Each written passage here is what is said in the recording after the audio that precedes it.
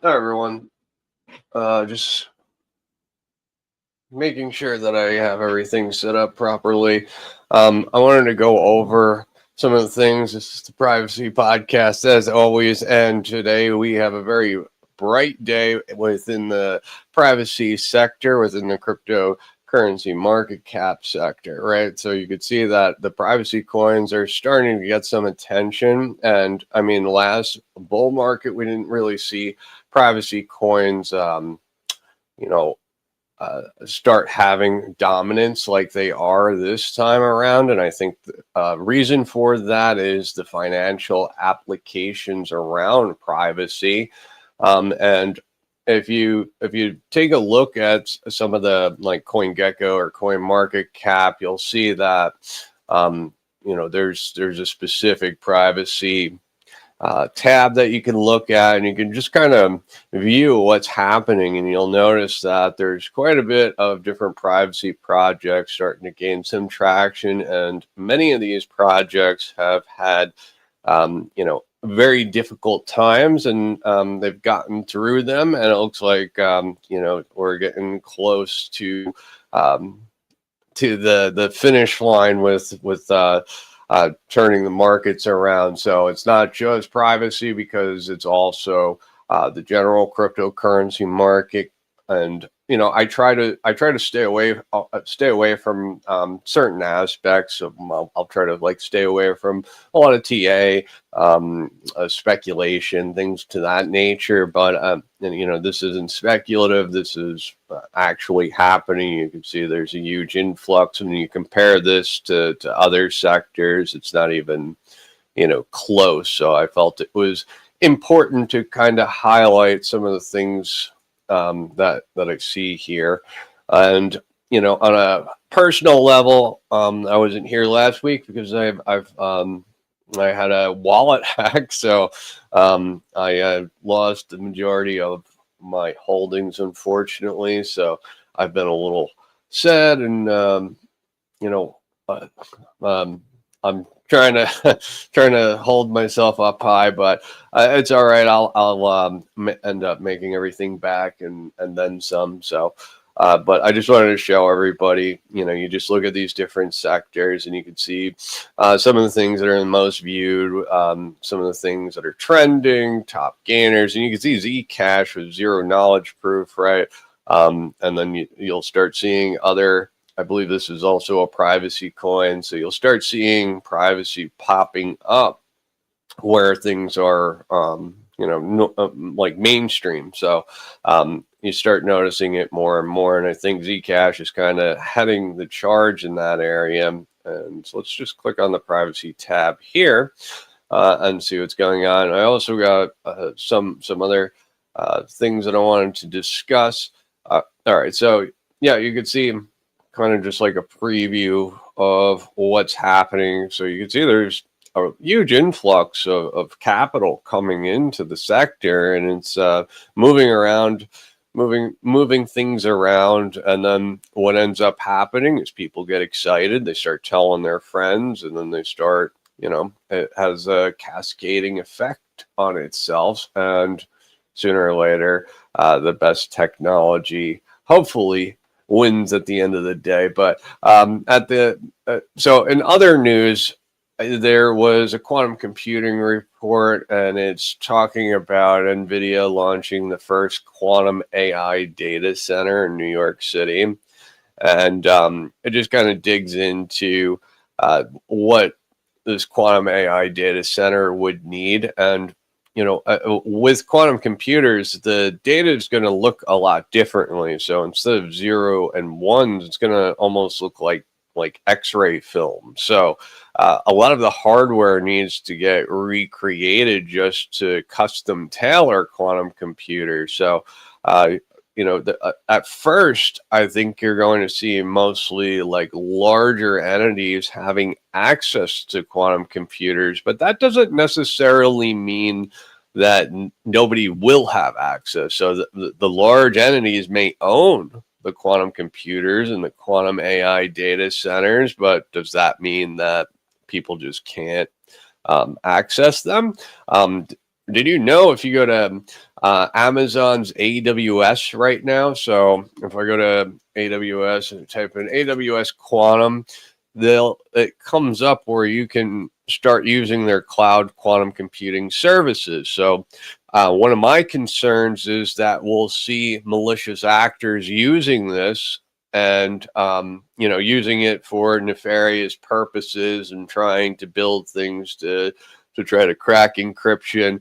I mean, it's one thing having large corporations cracking encryption to spy on us on how to sell us stuff. It's another thing if we have the people that are DMing you on Twitter scams, if they're using quantum computers to try to steal from you, right? So, and my eyes are wide open now after I've gotten the majority of my funds stolen. So, I'm really watching cybersecurity. And so, by the way, the way that it happened with me was a very sophisticated attack, because there was a file on my computer that I just thought was my normal wallet, and it ended up installing something malicious. And then all of a sudden I'm putting my private key into a wallet that's not really a wallet. So but I'll go into more details at a later time. I don't want to reveal too much. I'm trying to work with law enforcement to get things back. The other thing is there is a memorandum of understanding between the U.S. and the U.K., Northern Ireland, and this is for technology, so crypto, AI, robotics, quantum computers, right? All of these things, we're seeing like treaties happen between different nations to try to get development occurring. And then we see things like 200x improvement. New tech could help quantum computers take over 1,200 miles. And this is talking about, instead of fiber optic cables, quantum cables that are supposedly some type of breakthrough, and that would be able to transfer quantum computers will be able to connect to each other, rather, at a distance of over 1,200 miles, and it's lightning fast. Quantum computers are difficult to connect to one another over long distances. So if you think about like some of the modular designs that we've looked at, and some of the companies that we've looked at over the last, I don't know, couple of months, we've seen modular designs type of technology being revealed. So if you're able to connect quantum computers, so a modular design, meaning like you have a quantum computer, like you have 12 quantum computers working together to make one. And now if you have these cables that are able to connect them, and you can have them far distances, you might be able to see some of this really scale quickly. So that's something that could make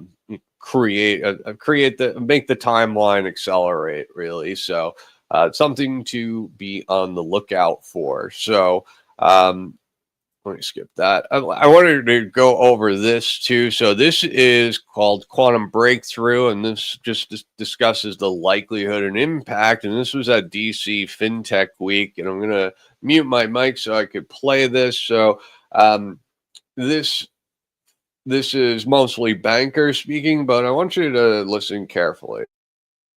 It's a tail risk with pretty high impact. So we were talking about this also in the run-up to this. Should we all be panicking? So I don't think so, but I'll take what other people have said here, that you shouldn't panic, but we should be preparing for it. Like, we don't know if this is going to happen, but we should be prepared ahead of time anyway. I think the harvest now, decrypt later. When we talk to financial service firms, this is a concern. That they're worried about this harvest now, decrypt later, when the technology does improve. But in terms of cybersecurity, is data getting stolen now? Yes. Account data is stolen all the time. So like worrying about whether some government somewhere is going to be able to decrypt. Is data getting stolen now? 20 years from now, they can get it some other way here. So really, when we talk to countries, a lot of our clients are interested. They're saying, "What do we do about this? About this quantum and cybersecurity?" And we say, "Well, the way you can defend yourself best is have good cyber hygiene now." And it's not about the fancy stuff. It's about getting 80%, do the top 6, 7 things that you should be doing to keep your network safe, and you're going to be okay. That said, if you are designing new products and if you are working with vendors, you want to make sure that they're using quantum secure cryptography. So as part of our lab back in my last job, we built multi-party computation platforms. So to take encrypted data, compute over the top, and get a result without revealing the inputs. So we built these privacy enhancing technologies, but we made sure that they were quantum secure. So we used lattice-based encryption so that even if, we're not worried about it for now, but even in the future, we're making sure that we have quantum safe computation in there. So I just think, remember the whole end-to-end encrypted? Like that used to be a big thing. You'd say, "Oh, my data is end-to-end encrypted." I think the next vision is going to be, it's going to be quantum secure, so that they're using some new technology to make it quantum secure. So that's something that we're going to look for. Very good. So I'm going to turn to Corey next and just ask, what measures do you think that public servants and the private sector should take to manage the risks and prepare for this tail risk, at least, of post-quantum future? Yeah, well, we've been asking that of the public servants who are in our network and who've been participating in our quantum.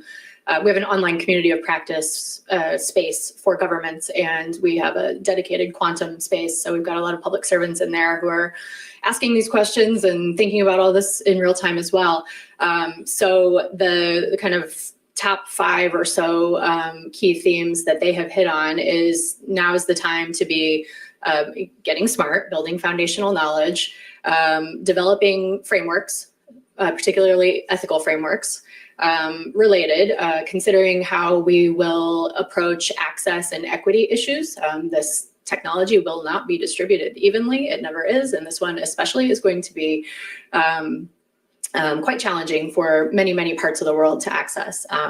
So that is a big thing we could be thinking about now. And then I think the topic that resonated most and came up again in that roundtable we had last month, I mentioned, is considering what a multi-stakeholder governance or kind of support network group. I'm just using words now, but someone likened it to what is the G7 for quantum, and how can we have a trustworthy body that we could look to, right? And so I think considering what that will be, there will need to be something or many somethings. And so now is a good time to be working toward all of that. And John, because I gave you a hard time on that last question, I will tell you, in terms of a substantive use case, the New Yorkers last month, we asked, well, what is the thing that your students want to experiment on? What is it that they want to try to, apply toward quantum? It will not surprise any of you that the topic most of these students wanted to work on was solving traffic problems in New York. Okay. I'm still encouraged that we're solving, we're finding new drugs, we're solving traffic. It's not just making Citadel more money in picking stocks or whatnot. So it's good. It's very good. So Sam, I wanted to ask you next. Where do you see the greatest risks, but also the most promising responses? And what sage advice would you give to clients and partner institutions around the world in this?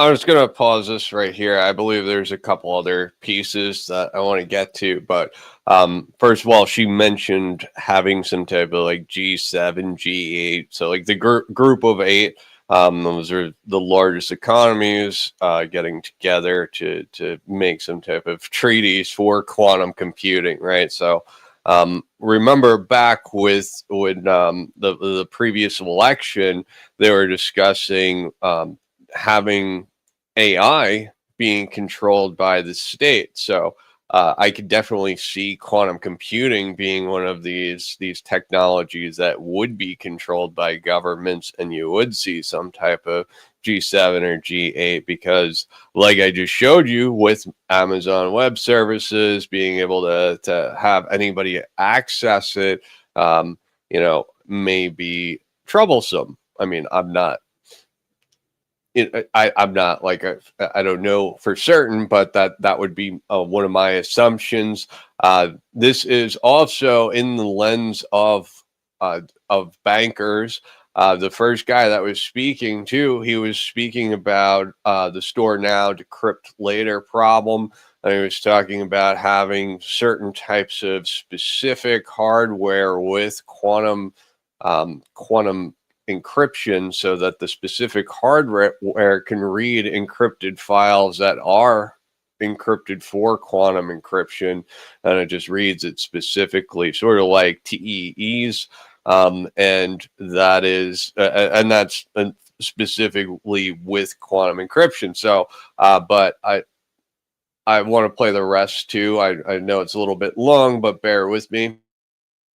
I think I agree with everything which has been said, and I think there's no harm in being quantum secure in the future, right? There's no, adding an extra bolt in your door is not gonna really, lead you to any harm. It's better to be prepared than not prepared, especially with new systems, right? It's not that hard to do a new system and get that prepared with these new algorithms. Maybe there's a bit more money to invest in migrating old systems, but it's worth it there. In terms of the risk, I also think this is a great point about regulation and who's going to have access to a quantum computer. And this is one of the things I like to bring up a lot with I think a lot of people kind of neglect is, if there was a real working quantum computer, not everyone's going to be able to use it. Like, even the banks, Goldman Sachs isn't going to be able to just suddenly use a quantum computer. Like, this is going to have real defense issue, defense, it's a national security issue. So to actually get regulated use on a quantum computer is the first hurdle. How are they going to access it? How are they going to screen algorithms being ran on the quantum computer to make sure they're not for malicious intent? And then we also come down to this, and we kind of see this, I know it's from the Canadian ecosystem, is there's a lot more regulation in the materials and technology being exported and imported around building quantum computers. So there's also this layer of, then if the technology gets revealed, we've got to also present, I see black market quantum computers possibly being a thing. So these are the layers we really have to consider, not just about the algorithm, but then the infrastructure, access. And again, I like to say, if you can access IBM quantum computer now, then there's no risk of it. Because why would they let a student be able to run something on an IBM quantum computer for free? That's not a national defense issue right now. So yeah, I think that's my sage advice is, again, it's always be prepared, but I think there's going to be a lot more hurdles. And also, one more point I'll put out is also there's going to be a cost barrier. Running quantum computers is not cheap. So if you've ever tried to play around with these things, I think IBM's around $100 a minute. So you've got to also then balance Monte Carlo simulations. I can do it faster, but it's probably going to be 10,000 times more expensive than maybe a couple of cents to run on a GPU. So you're going to really have to also choose those high impact, high value business problems to isolate that usage. And then I think that's where it can go through this, scanning through the algorithm, you can go through this whole regulatory framework of them being able to run on these confidential machines or highly regulated machines, not just your everyday compute for now. And I think once everybody's really confident the world is quantum secure, then maybe and the technology evolves to where we might be able to have a desktop quantum computer, maybe that's 100, 200 years down the line. But yeah. If we do have one, will it still look like a garbage can, like the ones now? Like they all seem to. Well, it depends if it's photonic or not. Because this is the problem. There's all the different. We don't actually know which technology is going to win either, right? You've got ion traps, superconductors. Then you've got the photonics, which run at room temperature. And I think this is one of the things which is hard to say to prepare fully for quantum algorithms and the quantum future is we don't know which technology is going to win. They're still all heavily in the R&D stage. And then from then it will be, when we have that perfect quantum computer or a near perfect one, getting back to the researchers of what algorithms can we do.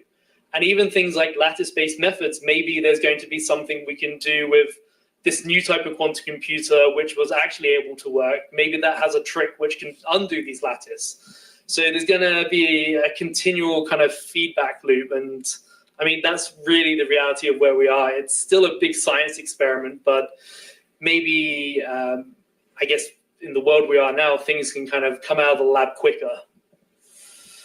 Very good. So, Varlam, I wanted to ask how you see the risks for the central bank, for the National Bank of Georgia, but also for the Georgian financial system. And what are the measures that you think that you should take, or the financial institutions should take, if this is a relevant tail risk? So, in terms of policy responses, let me share with you one story from my previous experience. I'm a big fan of making analogies. So 10 years ago, when I was in charge of operationals and cyber risks, one of the systemic banks, we got hacked by our neighborhood country from the north. I think in 2 hours, we know what happened. So we dealt with known knowns. In a couple of days, we transited from known knowns to known unknowns. So we found out the damage. And in terms of policy responses, we are dealing something which is like harvest now, decrypt later. We have unknown unknowns again. So policy response strategically should be fundamentally different. And then Georgia is not unfortunately rich country, so we don't have ability to invest in R&D, so that to lead the quantum computer development. But on the positive side, the project LEAP recently conducted by BIS Innovation Hub, with the leading by Bundesbank and Banque de France, they come up with quite optimistic conclusions, building VPN tunnel for transitioning payment data, quite sensitive with post-quantum encryption methods like Kuber and Dilithium. And the performance was not affected. So I guess we need to start with the basics, like making inventory of agile encryption and know picture what is not agile, and start transforming. And also, as you mentioned, we have opportunity to build something from the scratch on the positive side. So I just want to mention that he says that he's from the Central Bank of Georgia, right? But by the way, that's a Ripple central bank that's using Ripple technology, but that they were recommended by the BIS for quantum secure type of technology, and they were created with the Bundesbank, and I forget the other bank that he stated, but it was creating a VPN tunnel to try to protect like the messages that they send through a VPN tunnel. Now, thinking about the design behind the XX network, and also think about when Chom had the Project Tourmaline, right? What they're using like the XX network for Project Tourmaline, and it was touted as a success. They had some like criticisms here and there, but the alternative that the Central Bank of Georgia is talking about is talking about some type of VPN tunnel to send messages. And I don't know, well, if that is the same, if he's like describing the same type of thing, or is he describing something completely different? To me, it sounds like he's describing something completely different, and it would make a lot more sense to have something that is just right on the internet to begin with. Like when you think about using Haven or XX Messenger, right? Like this is just right on the internet. You don't have to have any specialized software, and you don't need to have specialized VPNs or anything like that. And plus, I don't know if you guys like, use VPNs, but they really slow you down quite a bit. So you're talking about banks and like these large financial institutions. Like I just have a hard time believing that that clunky type of system would be implemented for payments. And Project Turbulence was specific for payments and having compliance, right? Like that's the banker's biggest concern is the compliance part of this.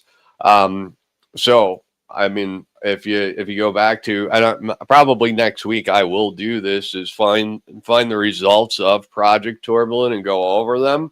It's like they had some criticism, but largely it was a success. Now I believe there's a little bit more, so I'm going to play a little bit more. Hopefully there is. So while building these privacy enhancing technologies with quantum resilient encryption in mind. So that's future oriented thinking and policy response. Excellent. Okay, so I'm going to end, we're nearing the end of time, so I'm going to end with a speed round. I'll ask two very brief questions. The first one will be to Sam and Tad, and then the second one will be to Corey and to Varlam. So, as we heard just now from Varlam, I mean, we are, of course, in a somewhat charged geopolitical environment where, there is a clear first mover advantage to the jurisdiction which has breakthroughs in this area.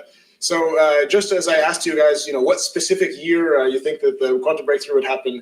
If it happens, which jurisdiction do you think it might happen in? So start with you,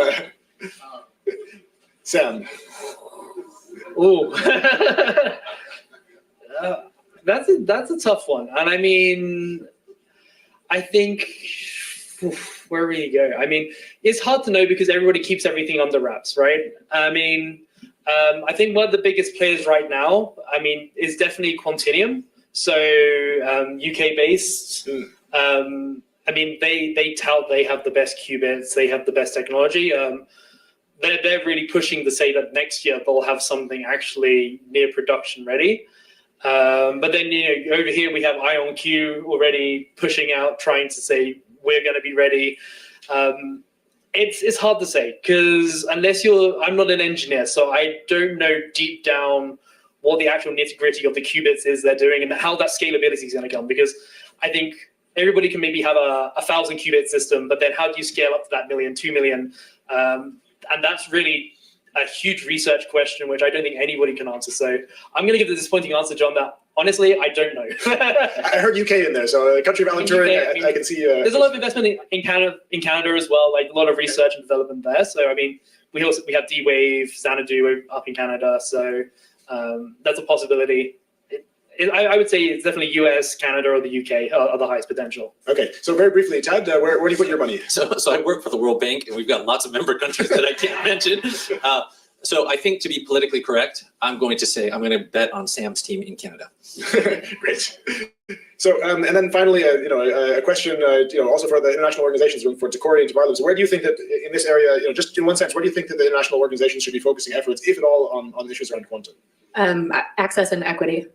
Access and equity, great. Varlam, your final word? Democratizing technology, democratizing and developing standards. Excellent. So on this very hopeful note, thanks for that. I think we can wrap it up here. Thank you, everyone, for taking part in this panel. I feel like I missed something. When I started off, they were talking about the guy was speaking about like metadata and things to that nature as well. But if you want to check it out, I put it in the Telegram too, by the way. So if you want to check out this video, it's in the XX Network's Telegram chat. But I do want to mention that towards the end, when they were speaking about the timing of it all, like it seems to be accelerating, and they're talking about that. So he said between 1,000 to 1 million qubits, but guess what? 5,000 qubits is enough, is what some people estimate is enough to break encryption, and the same encryption that Bitcoin and other crypto assets use. So, does it really need to get to 1 million? It does seem to be costly to run this type of infrastructure and equipment. So, it would be a very targeted attacks at this point. But I mean, to me, it sounds like it's only a matter of time. Now, some of the other things that I wanted to go over are the U.S. is investing another $625 million in quantum information science. So, you just keep seeing money pouring into the sector. We're seeing a lot of the stocks go nuts, right? But then they started to cool off. Usually, when things do that, right, it's means that the buyers are coming in on they're repricing the asset. And right here, breakthroughs in QIS have the potential to revolutionize the way we sense, communicate, and compute, sparking an entirely new technologies and industry. I mean, the one good thing is when the one lady was saying that people want to work on traffic. I mean, I can't stand sitting at red lights. So, I mean, there is some good mixed in with all of this, but I think everybody in the crypto world is like complacent, and it's would be devastating to find out that there's a quantum computer at scale that you could use cheap, and it was like right around the corner. But the renewed funding will be distributed over 5 years, beginning with 125 in 2025, and then future support contingent on congressional appropriations. This is under the National Quantum Initiative Act. So this was something in 2018. So, it's quite an old law, right? And still funneling money into this old law. Now, this is a JP Morgan document. They're talking about the quantum revolution. And it just talks about the real world applications. Let's see what else. And then there's articles talking about if quantum is going to be bigger than AI. I think AI has got more of a broader use case, but I found this funny. So the CEO of NVIDIA stated that quantum computing was going to be 15, 30 years away. And however, after various quantum computing companies demonstrated that it looks a lot closer than he thought, he flipped his stance, and then they started buying up all these quantum computers. So, like, you'll see a lot of that happening in Wall Street. Like, people like tend to like talk their books and push their weight around. So, like, this is like a perfect example of that. Him saying that it's not going to come out, and then he's buying everything. There's DARPA. This is kind of older, but there has been updates with DARPA and benchmarking quantum, and they talk about U.S. government stakeholders and the stages of development, how they're going to get to the different stages of development. So they have like an orchestrated way of moving forward with quantum computing. And, now I would like to get into some of the privacy topics, and we think AI represents a rare once-in-a-decade opportunity to rethink what a browser can be about. I mean, just think about the way these large language models are working, and they're like doing callbacks when people say inappropriate things or ask for illegal things, right? So there's already like privacy concerns, and I'm not sure how you even fix all of that, right? Like, there's probably things that they should monitor with large language models, but these browsers are coming onto the scene, and it seems like they're replacing traditional browsers, and it opens up the door for surveillance. And then you see health privacy bill seeks protections for data collected by apps and smartwatches. So all the smart devices that we're using. I mean, this is kind of a big concern with privacy, but it doesn't necessarily have to be, right? Like that you could use a lot of the blockchain technology, zero knowledge proofs, do things where you collect data in a way that it gets like a general idea and outlook of things to come, and what it represents, where it protects the consumer in some sort of way. They don't have to completely violate people's privacy. Um, all right. So the other thing is, well, I went over this in the beginning, so I just had this up because I wanted to remind myself to go over this. And if you missed the beginning of this, you look at the privacy. So Coin Market Cap, there's a privacy tab as well, and you can see that there's quite a bit of things happening in the privacy world, and you can see key statistics.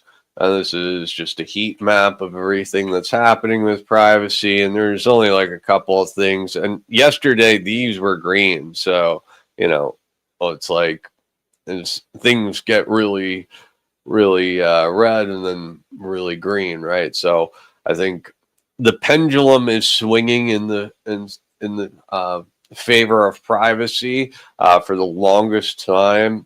Nobody cared about privacy. So I'm glad to see that people are finally becoming concerned with what's happening here. So the other thing is there is a lion's share of consumer purchases. Let me just make sure this is the right article. Yeah, I think this is the right article. So it's just talking about all of the different engagement and all of the users and marketplaces and online marketplaces and how much revenue that they're making. And it's like there's these marketplaces of data, there's big money in just data. So having these global marketplaces of your health, your financial records, if you paid your bills in the past, all of this stuff is being traded in these big data brokerages. So it's really important that you're at least aware of how these things work, because a lot of the data that's out there can and will be used against you. And there is no court of law. And as a matter of fact, law enforcement uses the data that corporations buy. They'll buy the data and use it against you. So, I mean, it's kind of a workaround of the entire system. All right. So, this is ICE plans to monitor social media 24/7, threatens privacy and civic participation. And this goes into ICE having round-the-clock surveillance around Facebook, Google, LinkedIn, Pinterest, Flickr, MySpace, and more. And this ICE already searches social media using a service called SocialNet that monitors most major online platforms. This agency is also contracted with Signal Labs for its AI-powered social media monitoring system. That's pretty. I would like to dig into that to see how exactly that works. But also, brokers such as LexisNexis, Reuters, along government-owned databases, analysts would be required to produce dossiers for ICE field offices with tight deadlines, sometimes just 30 minutes for high-priority cases. So they hired contractors so they can team up with them and watch social media around the clock. And I would like to know, how exactly is this working, and in order to surveil people that are surveil migrants and illegal aliens, right? Like you would have to surveil everybody, right? Like, wouldn't you? I would like to know how it works and kind of dissect how it works. I'll start digging into the patents and see if I can find any information about it, because to me this sounds like it's just a workaround, like I mentioned with the data brokerages. But also, like, look at this. At the same time, consolidation of data means social media content can now sit beside location and biometric information inside Palantir's hub. Enforcement increasingly happens through data correlations. Now, here's the thing: is the location data, a lot of times, like for example, if you take a picture with like a Nikon camera, the metadata in there will say it's a Nikon camera. It'll be the model and everything like that. It may have the location data if you snap a picture on a cell phone. So I mean, like, again, here we tie in metadata into how surveillance happens. So, you know, the importance of metadata takes it to another level. And I know, you know, most people just think about generalized privacy, but there's the metadata is the next secondary problem from there, and that really results in you know, new and clever ways to get around the first problem. So you know, just be careful with what gets pushed out there, and I need to take my own advice and do that with cybersecurity and make sure that everything gets beefed up a little bit. Ring cameras, new familiar face tool violates state privacy laws, privacy experts say.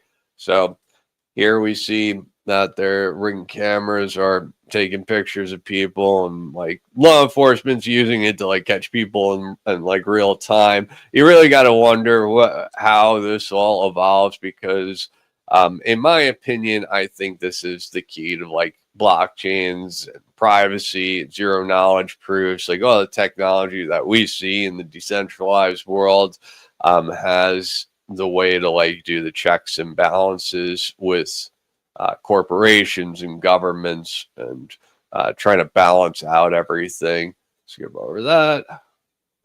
All right, so 1.3 billion, but if you look at the amount Google has, that's just a drop in the bucket. I believe Proton will show you like a graph of what 1.3 billion looks like for